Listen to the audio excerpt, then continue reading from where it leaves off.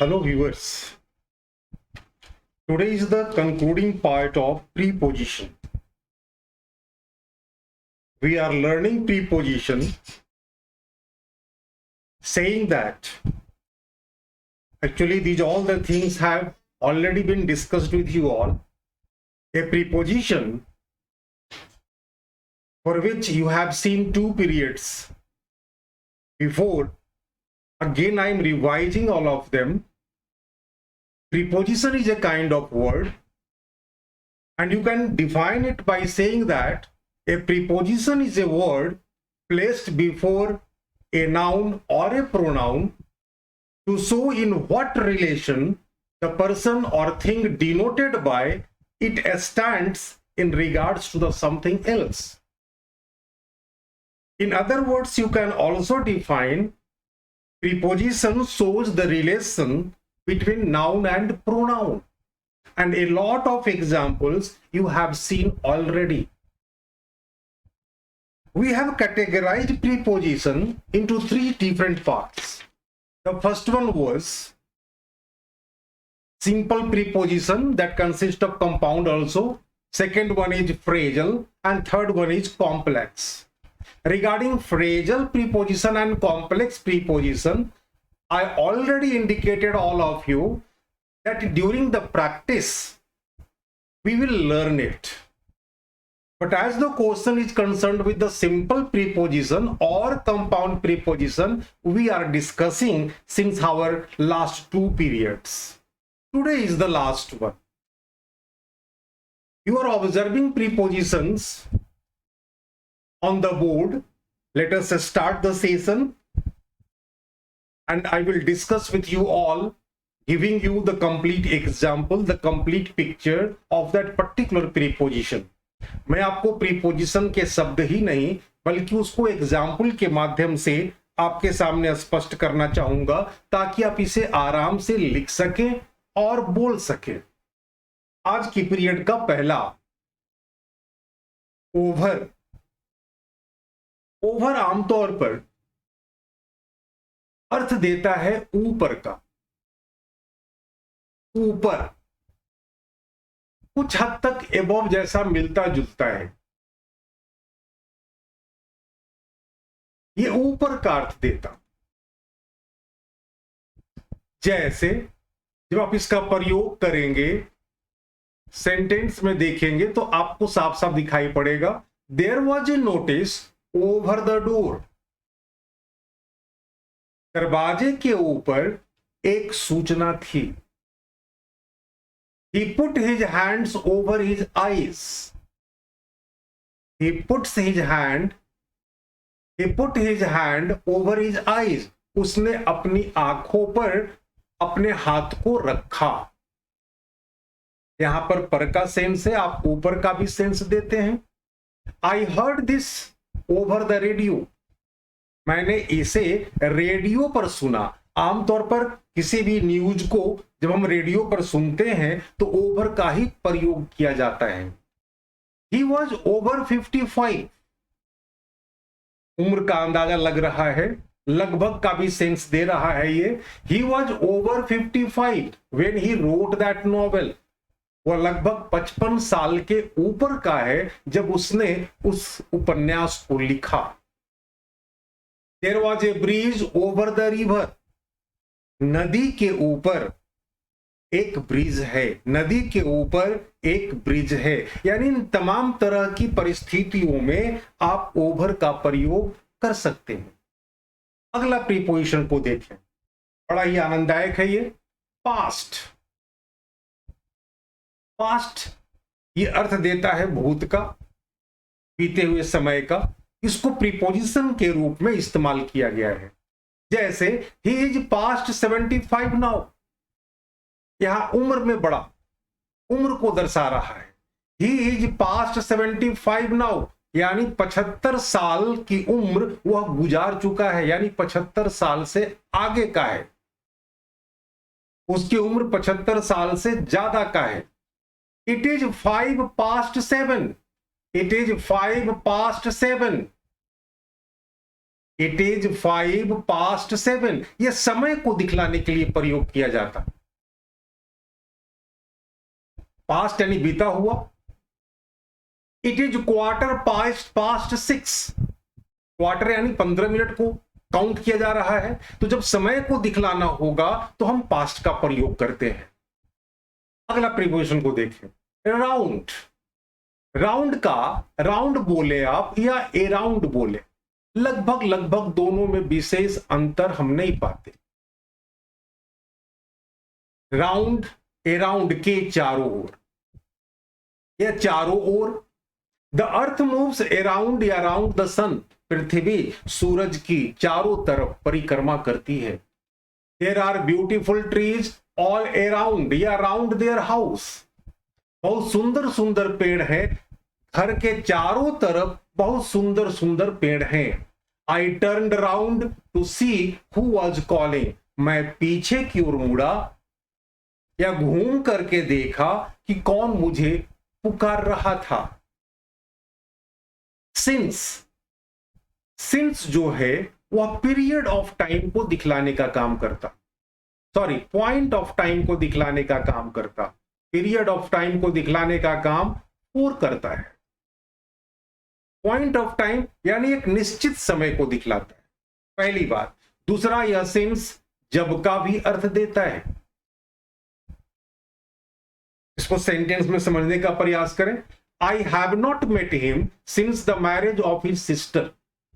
उसकी बहन की शादी के बाद मेरी मुलाकात उससे नहीं हुई या मैं उससे नहीं मिला। जब से उसकी बहन की शादी हुई, मैं उससे नहीं मिला जब से उसकी बहन की शादी हुई। He had been ill since last Sunday. वो पिछले संडे से बीमार रहा था। It is a month now since he left Orissa. उसको उड़ीसा गए हुए लगभग 1 महीने अब बीत चुके हैं। Since you don't have this degree, you cannot get this job. क्योंकि since जब कभी क्योंकि का भी अर्थ दे जाता है। Since you don't have this degree, क्योंकि आपके पास यह डिग्री नहीं है, इसलिए आप इस जॉब को प्राप्त नहीं कर सकते हैं। Examples will help you too much to understand in what field I have to use the particular preposition. अगले को देखते हैं। Then आमतौर पर यह कंपैरिजन करने के लिए प्रयोग होता है। कंपैरिजन जब आप तुलना करते हैं, डिग्री में, कॉम्परेटिव डिग्री में देन शब्द का प्रयोग काफी मात्रा में होता है। Let us see, the price of the car was more than my expectation. Car की जो कीमत थी मेरी आशाओं से कहीं ज्यादा थी। He was more experience than I. वह मुझसे कहीं ज्यादा अनुभवी है। यहां पर एक बात मैं शेयर करना चाहूंगा, जब दो प्रोनाउन के बीच में तुलना हो, ही और आई के बीच में तुलना हो रहा है, तो दोनों तरफ सब्जेक्टिव केस का ही प्रयोग होना चाहिए, ऑब्जेक्टिव केस का नहीं। आपको नहीं कहना चाहिए he has more experience than me, गलत हो जाएगा। जब दो प्रोनाउन की तुलना होती है तो दोनों तरफ हम नॉमिनेटिव केस का ही प्रयोग करते हैं। ये याद रखना जरूरी होगा। थ्रू ये अर्थ देता है द्वारा का। एप्लीकेशन लिखने में आप थ्रू का प्रयोग स्कूल के दिनों में काफी किया होगा। Let us see, the same thought is running through my mind, through my head. बिल्कुल वैसा ही विचार मेरे दिमाग में भी चल रहा था। भाव को पकड़े, अर्थ को पकड़े। He went through the forest. वह जंगल से होकर गया। Right an application through your class teacher. एक आवेदन पत्र लिखें, अपने क्लास शिक्षक के द्वारा एक आवेदन पत्र लिखें। थ्रू आउट, थ्रू आउट यानी किसी चीज की पूरी तरह से। जैसे the audience yearned throughout his speech. ध्यान दीजिएगा, the audience yearned throughout his speech, उसके पूरे भाषण के दौरान जो श्रोतागण थे वो यान कर रहे थे, उबासी ले रहे थे। पूरी भाषण के दौरान श्रोतागण झपकी ले रहे थे, उबासी ले रहे थे, ऊब रहे थे। He could not sleep throughout the night, वह पूरी रात, थ्रू आउट यानी पूरी तरह से, वह पूरी रात सो नहीं सका। टिल का अर्थ होता है तक, लेकिन अगर आप इसे वर्ब के रूप में इस्तेमाल करेंगे, ये तो प्रीपोजिशन की तरह हम लोग सीख रहे हैं, यदि आप वर्ब की तरह इस्तेमाल करेंगे तो इसका अर्थ हो जाता है जोतना। जो खेत जोते जाते हैं वहां पर हम टिल का प्रयोग करते हैं। The farmers tilde the land, यानी किसानों ने खेत को जोता। यहां पर प्रीपोजिशन है इसलिए तक। लेट अस सी, एग्जाम्पल से क्लियर हो जाएगा आपको। I will wait for you till 4:45 PM, मैं तुम्हारा इंतजार 4:45 तक करूंगा। He worked her from morning till evening. He worked here from morning till evening. उसने यहां पर सुबह से शाम तक कार्य किया।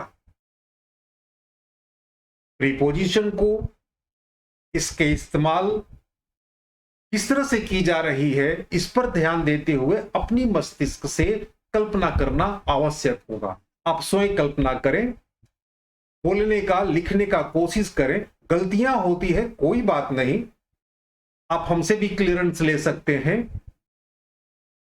व्हाट्सएप के माध्यम से, और प्रयास करें कि हम सेंटेंस अपने मस्तिष्क में नए नए सोचें।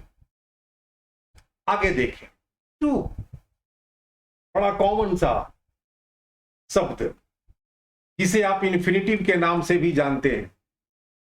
टू किसी कार्य की अगली पोजीशन को, आगे की ओर बढ़ने वाली पोजीशन को दिखलाता है। इससे हम के लिए का भी अर्थ दे देते हैं, और आमतौर पर इंट्रांजिटिव वर्ब के साथ खूब प्रयोग किया जाता है। इंट्रांजिटिव वर्ब वो जिनके साथ कोई ऑब्जेक्ट नहीं आता। गौर करेंगे, जैसे I am going to school, मैं स्कूल जा रहा हूं, यहां पर गो इंट्रांजिटिव है, वो इंट्रांजिटिव वर्ब है। एड 2 to 5, 2 में 5 जोड़ दें। This road goes to Jaipur, की ओर का इशारा भी करता है टू हमारा, की ओर। This road goes to Jaipur, यह सड़क जयपुर को जाती है। Can you show me the road to the station, क्या आप मुझे उस सड़क की जानकारी दे सकते हैं जो स्टेशन जाती है। He is going to market to purchase books. He is going to market to purchase books. वह किताबें खरीदने के लिए बाजार जा रहा है। It is 3:45, यहां पर समय को दिखलाने की बात है। It is 3:45. It is 3:45, यानी 4 बजने में 15 मिनट बाकी है। 4 नहीं बजा है। अगर 4 बजता तो हम कहते it is 4 o'clock bye my watch. It is 3:45, 4 बजने में 15 मिनट बाकी है। टुवर्ड्स, ये भी टू की तरह टुवर्ड्स की ओर का अर्थ देता है, की ओर। जैसे she leaned towards her mother and whispered something, वो अपनी मदर की तरफ की ओर झुकी और कुछ फुसफुसाया। Do you have any anger towards your father, क्या आपके पास कोई क्रोध है, कोई गुस्सा है अपने पिता के प्रति, अपने पिता की ओर। अंडर साफ साफ अर्थ देता है नीचे का, नीचे। Why are you sitting under the table, तुम टेबल के नीचे क्यों बैठे हुए हो। The situation is under control now, स्थिति जो है अभी पूरे नियंत्रण में है, कंट्रोल में है। The river is flowing under the bridge, नदी जो है वह ब्रिज के अंदर बह रही है, ब्रिज के अंदर नदी बह रही है, यह भाव है। ही वर्क्स अंडर मी, वह मेरे अधीन काम करता है। यहां पर अधीन का भाव आ गया। ही वर्क्स अंडर मी, वो मेरे अधीन काम करता है। ही गॉट अंडर 40% मार्क्स, उसे परीक्षा में 40% से भी कम अंक प्राप्त हुए। I hope this one is quite clear to you all, और आपको आनंद भी मिल रहा होगा इस डिस्कशन में, समझने का मौका भी मिल रहा होगा, ताकि आप इसे अपनी बोलने में, अपने लिखने में प्रयोग आप कर सकें। अगले प्रीपोजिशन को देखें। अप का अर्थ ऊपर हो जाता, जैसे can you climb up this tree, क्या तुम इस पेड़ के ऊपर चढ़ सकते हो। A cockroach ran up the wall, एक तिलचट्टा रैन अप द वॉल, दीवाल पर चढ़ गया, यानी दीवाल के ऊपर चढ़ गया। व्हाट इज अप, क्या नया है या क्या कर रहे हैं। It is up to him, यह तो आप पर निर्भर करता है, टू एक्सेप्ट और रिफ्यूज माई प्रोपोजल, या तो मेरे प्रस्ताव को आप स्वीकार कर लें या अस्वीकार कर दें, यह पूरा आप पर निर्भर करता है। It is up to you in what extent you are going to have the advantage from this discussion.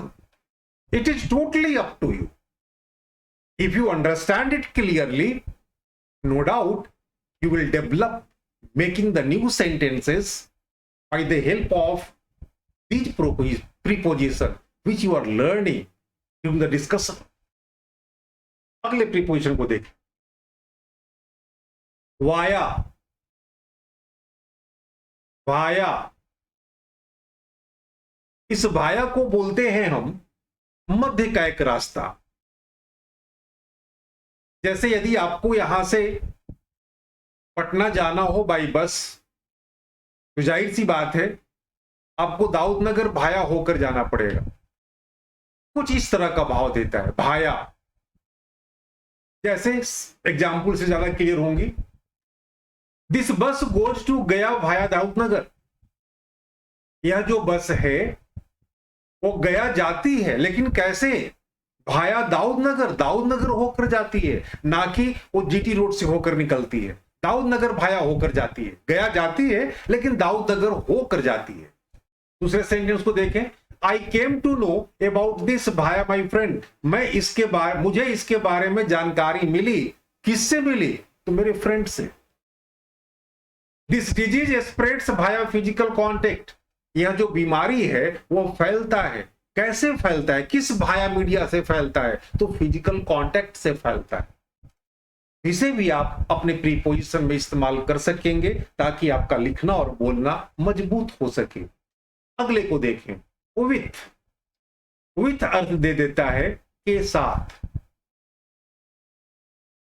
जैसे वी आर विथ यू, हम लोग आपके साथ हैं। जैसे you are always quarreling with her, तुम हमेशा उसके साथ लड़ रहे हो।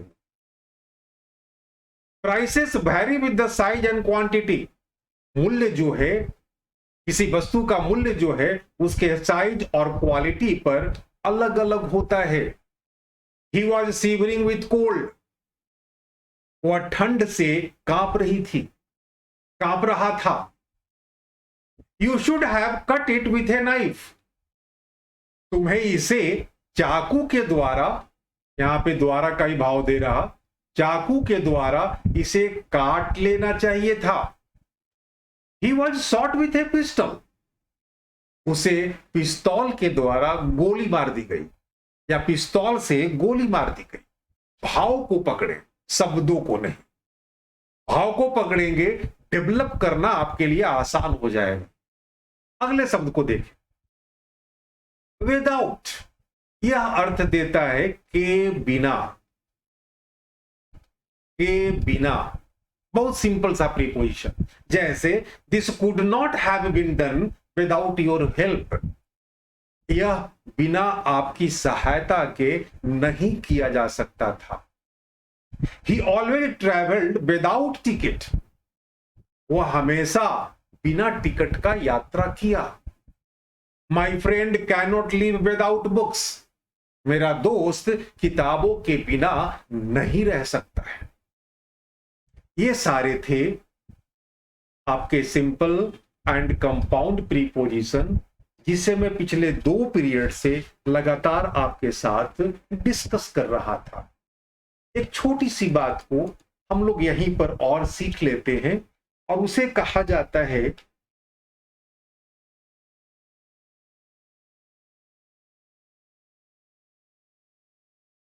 पार्टिसिपियल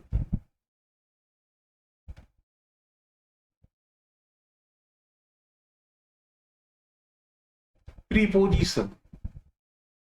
पार्टिसिपियल, ये पार्टिसिपल से बना है, वही प्रेजेंट पार्टिसिपल। आपको याद होगा verb plus ING is equal to present participle and gerund. अब जाहिर सी बात है, आप इसको कह सकते हैं ये पार्टिसिपल जो है बेसिकली एडजेक्टिव बन जाता है। और ये बनता कैसे है? तो ये बनता है वर्ब में आईएनजी जोड़ने से। और जब ऐसा करते हैं तो हम लोग के पास कुछ प्रीपोजिशन मिल जाता है जो हमारी भाषा को बड़ा दमदार बना देता है। ऐसे में कुछ प्रीपोजिशन हम लोग के पास है जिसे पार्टिसिपियल प्रीपोजिशन कहते हैं। पार्टिसिपियल प्रीपोजिशन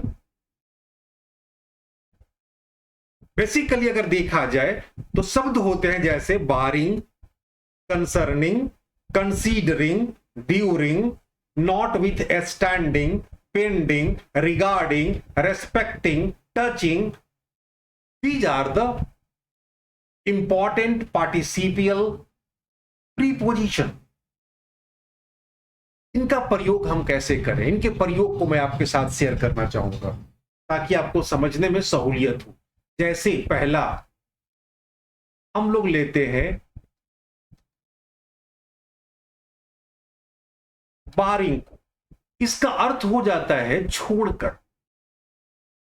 इसका अर्थ मिलता है छोड़कर। बल्कि आप ये बोले ये एक्सेप्ट की तरह इस्तेमाल किया जाता है। स्पेलिंग पर ध्यान देंगे, एक्सेप्ट, एक्सेप्ट का अर्थ होता है छोड़कर। We are going to cinema except you, we are going to cinema except you. अब इस वाक्य को जब आप बोलेंगे हम लोग सभी मूवी जा रहे हैं देखने के लिए तुमको छोड़कर, तो जो अर्थ एक्सेप्ट देता है वही अर्थ बारिंग देता है। एक सेंटेंस देखें, इससे आपको स्पष्ट हो जाएगा।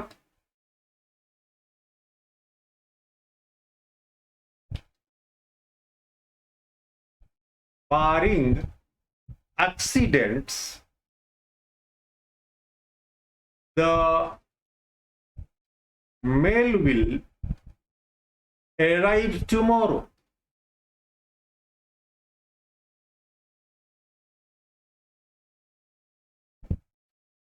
यानी अगर किसी प्रकार का कोई दुर्घटना नहीं हुआ, यानी दुर्घटनाओं को छोड़कर अगर कोई दुर्घटना नहीं घटी, तो ऐसी स्थिति में मेल जो है, चिट्ठियां जो है, वह कल पहुंच जाएंगी।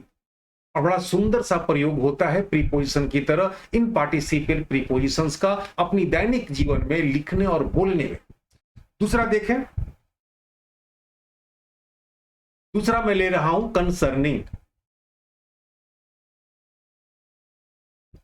कंसर्निंग अगर इसका हिंदी देखा जाए तो इसको हिंदी में कह सकते हैं अबाउट के बारे में, या अबाउट का भाव देता है। जैसे concerning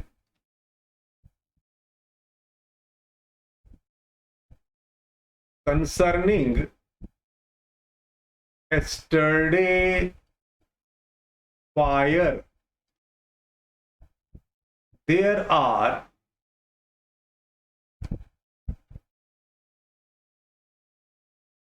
many rumors in the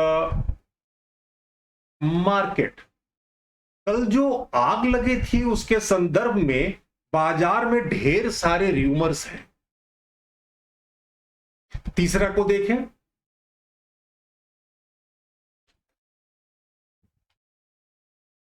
आप इनका प्रयोग लिखने और बोलने में जितना आप कर सकेंगे आपको ज्यादा फायदा होगा।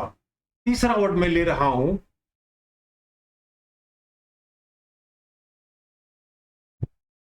कंसीडरिंग। इसको आप कह सकते हैं taking into account, taking into account. Consider means होता है विचार करना, तो आप कह सकते हैं विचार करते हुए। जैसे एक सेंटेंस देखें, considering the quality,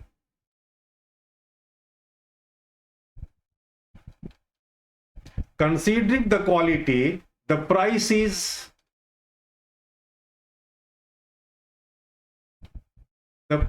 is not high। अगर हम क्वालिटी को विचार करें तो कीमत जो है वो बात बहुत ज्यादा नहीं है। अगले शब्द को भी सीख लेते हैं, नॉट विथ ए स्टैंडिंग। ध्यान दीजिएगा ये एक ही शब्द है और इसका अर्थ होता है इन एस्पाइट ऑफ। इन एस्पाइट ऑफ यानी के बावजूद, के बावजूद। जैसे not with A standing, not with A standing the resistance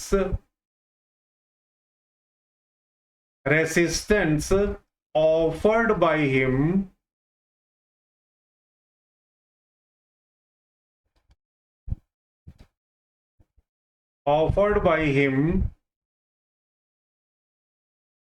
he was arrested by the police.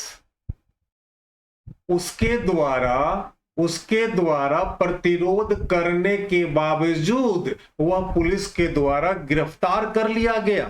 कितना अच्छा लगता है जब इस तरह से अपने शब्दों को सजाते हैं प्रीपोजिशन के साथ। अगले को देखें, एक दो और मैं आपको दिखा देना चाहूंगा। जैसे pending,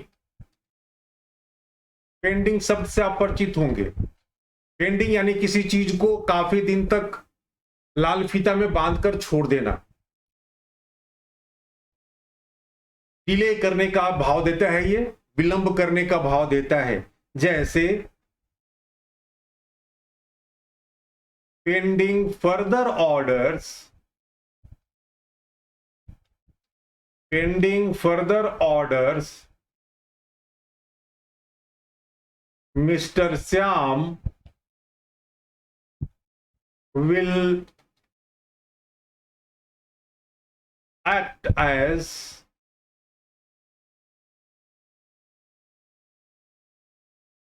the principal of this school। pending further orders यानी आगे की ऑर्डर्स को छोड़कर मिस्टर श्याम जो है इस स्कूल के प्राचार्य के रूप में कार्य करते रहेंगे। अगले को देखें,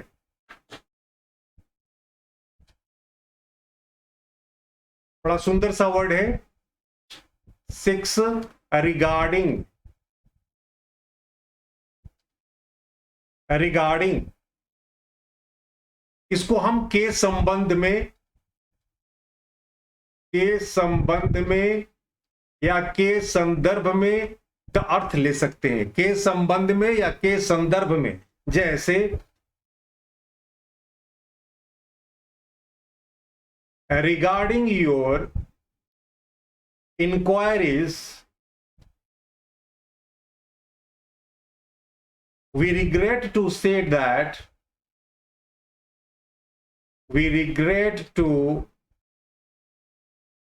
say that at present we are not interested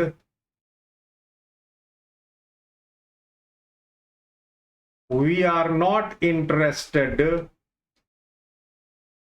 in imitation silk. Imitation का अर्थ होता है नकल करना, उसको डुप्लीकेट में कन्वर्ट करना. रिगार्डिंग योर इंक्वायरी, जहां तक आपके इंक्वायरीज का सवाल है या संबंध है, we regret to say that, मुझे अफसोस है ये बताते हुए कि हम लोग वर्तमान में कोई सिल्क का दूसरा इमिटेशन नहीं कर रहे, यानी सिल्क का इमिटेटेड फॉर्म हम लोग नहीं तैयार कर रहे. एक अंतिम शब्द देखें, जैसे रेस्पेक्टिंग, सम्मान करते हुए का भाव देगा. रेस्पेक्टिंग, सम्मान देते हुए, ये संदर्भ में भी भाव देगा ये आपको. जैसे